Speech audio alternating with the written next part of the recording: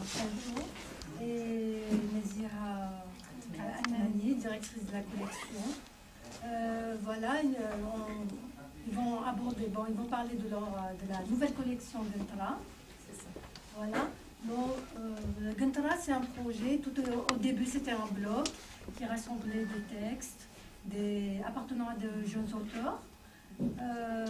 Au bout de 3 ans, il a immigré vers celui du livre, un monde virtuel qui a migré vers le livre.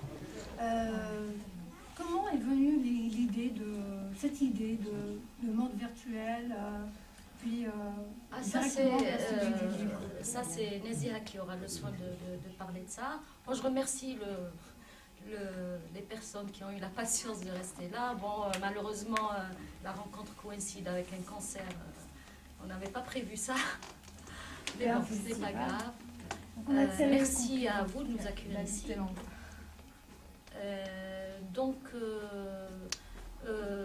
Moi, ce que j'ai fait en tant qu'éditrice, c'est quand j'ai rencontré Nazira et ce groupe, en fait, qui avait entamé ce projet en 2009, c'est qu'on en a parlé, le projet m'a séduit, j'ai dit oui, je le ferai avec les moyens de bord, on va le faire ensemble.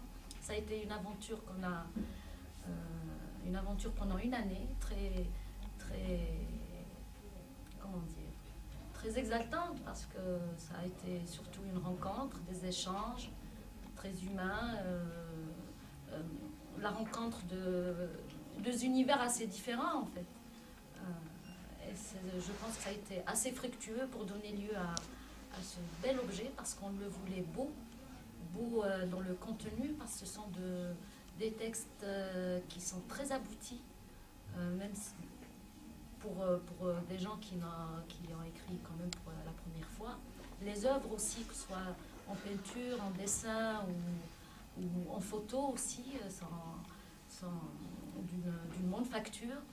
Donc cela augure pour les prochains volumes de cette collection de produits quand même de niveau, parce que l'ambition pour nous, c'est que ce soit à terme une référence pour les jeunes auteurs qui puissent être un vrai tremplin pour ceux qui vont être, je ne sais pas, repérés par de plus grosses maisons d'édition, qui auront, pourquoi pas, un avenir comme écrivain ou comme peintre, ou comme ça, ce serait notre plus grande fierté.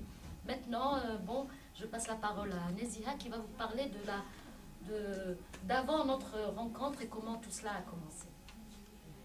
Donc oui, l'aventure a commencé en 2009. On était un groupe de blogueurs et on avait l'habitude de publier nos créations sur le net. Et puis c'était une plateforme typiquement algérienne. Et en 2009, cette plateforme algérienne a cessé d'exister.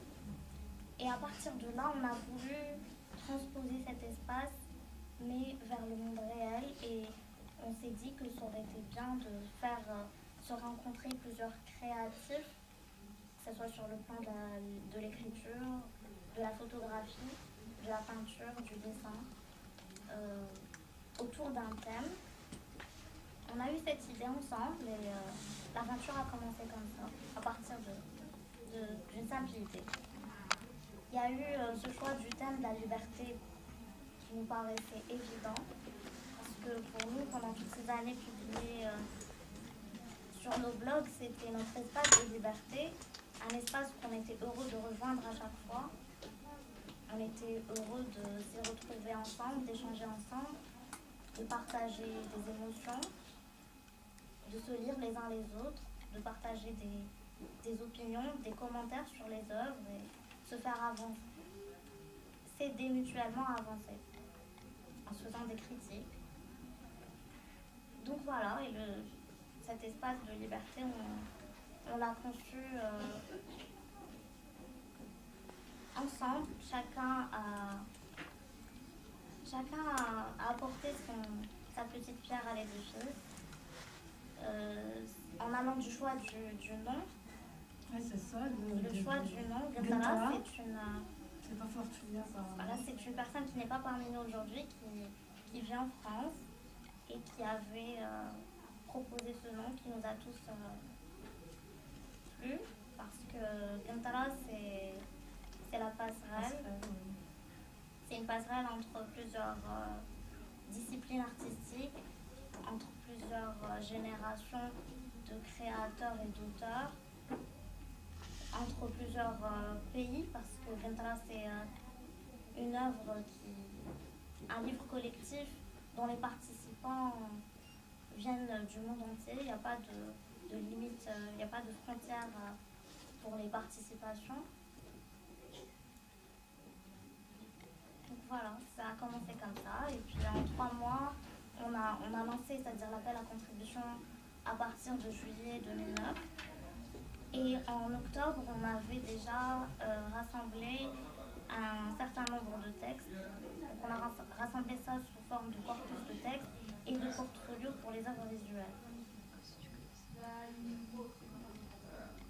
À partir de là, on est allé à la rencontre de maisons d'édition et il y en a avec lesquelles ça n'a pas abouti, jusqu'à la rencontre de Sancho Édition des mois plus tard. Et concernant les textes, la sélection est faite comment? Quand vous avez sélectionné, selon quels critères?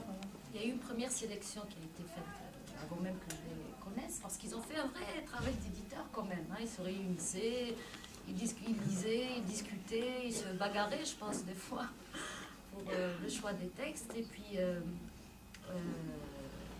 quand on s'est rencontrés, on a fait un deuxième travail de sélection. On l'a affiné. Bon, le premier critère, c'est la qualité, c'est tout. Maintenir un niveau, disons, le plus haut possible. C'est ça le premier critère. Voilà, on a affiné le choix et on est parti sur ça. Quand on lit les textes, on remarque que les narrateurs ont des héros, sortes de figures emblématiques. Je ne sais pas s'ils peuvent... on a ici, par exemple, dans le texte voilà, de Hamid Gasmi, il rend hommage à Saïd Maqbel. D'autres, il parle, dans d'autres textes, il évoque des personnalités de la littérature de renommée mondiale. Une manière de dire que les jeunes ne sont pas indifférents à ce qui se passe autour d'eux. Je ne sais pas s'ils peuvent intervenir. On reste dans la perspective finalement de la passerelle, justement, parce qu'on jette des ponts entre nous et nos contemporains, donc les jeunes artistes que nous sommes, un peu amateurs et pour certains un peu plus affirmés, mais c'est aussi un écho et un pont qu'on tente donc de bâtir entre nous et ces monstres un peu de la littérature, mais pas que. Parce qu'en fait, même là on parle du texte, mais les images font aussi écho et référence, voire même hommage à de grands artistes de l'art plastique et de la sculpture et de la photographie. Chaque image, chaque mot, je pense, reflète un peu nos influences. On ne parle jamais de rien. On ne parle jamais de rien. On ne parle que de ce qu'on connaît et ce qui nous ressemble. Et justement, le thème de la liberté, nous avons choisi donc ce thème qui inaugure un peu cette aventure, parce qu'on espère que cette aventure continuera et qu'elle ne fait que commencer. Et la liberté, donc, c'est aussi un espace très ouvert qui donne justement place à la communication, encore une fois, car c'est important, et le partage. Voilà. Et la liberté est un partage. Personnellement, j'ai choisi de parler d'un espace. Donc je rends hommage à la liberté à travers, donc, par le biais d'un espace qui pour moi est mythique, en l'occurrence Gaza, la Palestine. Et voilà, la liberté peut avoir plusieurs déclinaisons. Elle peut être un engagement, elle peut être une frustration aussi, elle peut être un message d'espoir. Et je pense que c'est un peu la dominance de ce premier ouvrage. C'est des textes et des images emplis et empreints d'espoir. Et c'est ce qui a, je pense, le plus plu pour l'instant. C'est cet enthousiasme que tous et toutes ont mis dans cet ouvrage. Je trouve que c'est très enrichissant, tout à chacun. et très positif pour la suite, je pense. Voilà. Oui, c'est vrai. En plus, on remarque une présence de la femme, que ce soit dans les poèmes, la prose libre ou bien même dans les œuvres plastiques. Je ne sais pas si Je sais pas remarquez la présence. C'est vrai, quand on parle liberté, on pense. C'est pas si parce que notre société est un peu par rapport à la. C'était pas si voulu que ça. Ouais, mais... je pense pas que ça soit. Voilà, mais c'est justement ça, c'est que ça s'est fait dans une certaine sincérité et chacun a parlé de ce qu'il voulait finalement. C'est-à-dire qu'il faut le souligner, on a eu un libre champ. On était libre déjà de produire, ce qui est à mon sens rare. Et donc du coup, certainement, il y a des auteurs masculins qui ont parlé de femmes, des femmes qui ont parlé de femmes et d'hommes, et de vie et d'expérience, et cette sincérité dans l'expression, parce qu'il y a encore une fois question d'expression d'une liberté, et la libre expression finalement aussi dans l'image et les mots. Voilà. Je ne sais pas si on peut alterner par la lecture, par exemple Gaza, sur la Palestine. C'est Raza. Raza, voilà. Bon. Oui, Allez, si vous voulez bien nous lire. Oui.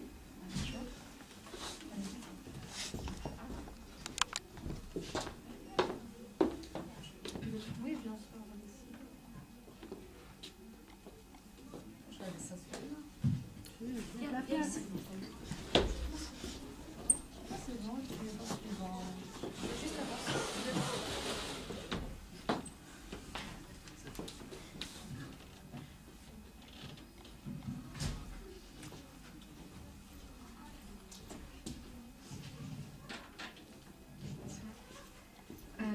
Le texte s'intitule « Je ne tomberai pas ce soir ». Comment écrire cela? Comment décrire la peur, le choc, l'indignation, la colère? Comment écrire leur haine et mon impuissance devant elles? Impuissance? Non, surtout pas. C'est le désarroi qui me pousse au délire. Qu'importe. Si les autres se crèvent les yeux, se clouent la langue, s'arrachent les oreilles, pour ne rien voir, rien dire et rester sourd à mes écrits, les marchands de mort ne m'enterreront jamais. Ils peuvent continuer à m'écarteler, à ranger mes membres au gré des bombes et d'holocaustes nouveaux, et de ma cruelle nation. Ils peuvent persécuter encore mes enfants, les ensevelir sous leurs pulsions meurtrières. Qu'importe. Je crois en la force de ma foi, et mes martyrs ne me quitteront pas. Mes anges sauront se relever et brandir le sabre jusqu'aux cieux, afin que s'ouvrent les portes du juste sur nos âmes esclaves. Liberté, mon Dieu, accorde-nous d'être enfin libres.